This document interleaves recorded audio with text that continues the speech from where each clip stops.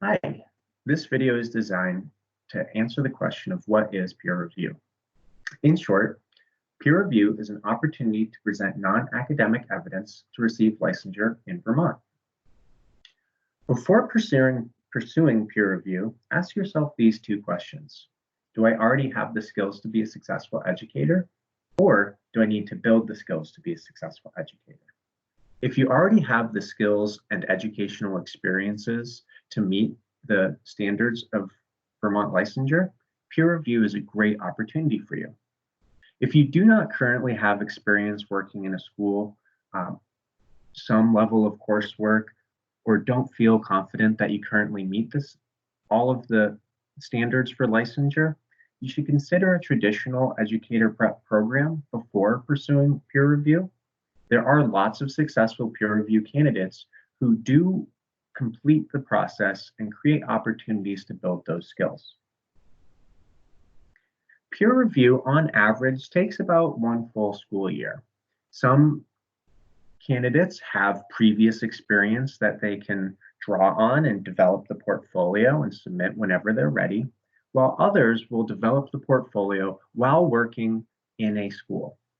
It's very unique for each individual, but plan for at least 1 full school year. There are 2 different types of applications.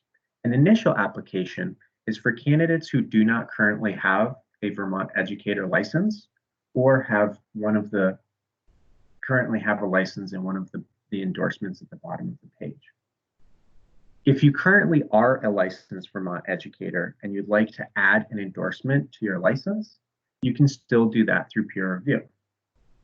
Initial applications require candidates to meet the core teaching standards as well as the endorsement competencies and show evidence of the equivalent of a 13-week in-school field experience.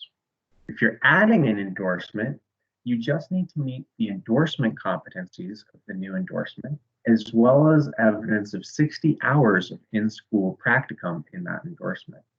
Both applications do require all testing requirements to be met. So what is the portfolio? The portfolio is an online website, basically, where candidates present their evidence for all of the standards.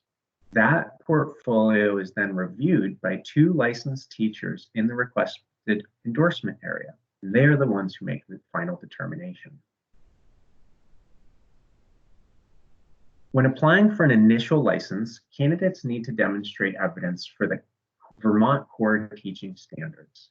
These are the 10 standards that all educators need to meet to demonstrate that they can be effective teachers.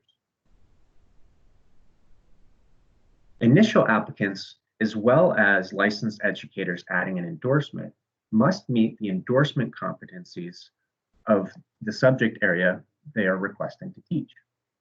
Right here, this is a screenshot from the Vermont licensing rules for the music endorsement. So as you can see, each endorsement has specific standards or competencies that must be met. As mentioned, initial applicants need to demonstrate the equivalent of 13 weeks of an in-school field experience. This is similar to a clinical experience for a medical professional. Licensure throughout the country requires an in-school experience prior to licensure. Adding an endorsement requires a 60-hour practicum.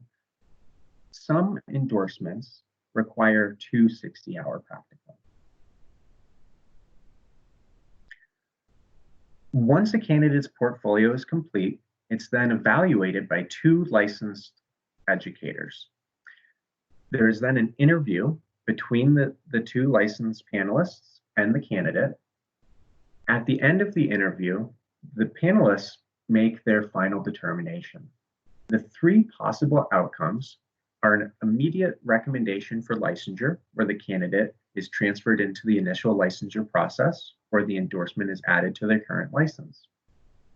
A 30-day evidence request, where the panelists ask for additional evidence to specific standards.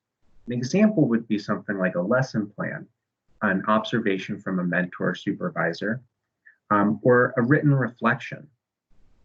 A plan of action is less common. It's a longer-term plan when a candidate has not demonstrated that they have met all of the standards and/or competencies. So this could be additional coursework, additional field experience. It's something that can end up taking an additional 18 months to complete. Now, before you apply, you should make sure that you have these three things: official transcripts, either sent directly to us on file at the AOE already, or if you do have a copy in your own personal records, you can submit that and we'll request something more official if needed. A current resume is required for all candidates, and all testing requirements, Practice Core and Praxis 2, if applicable, should be met before applying.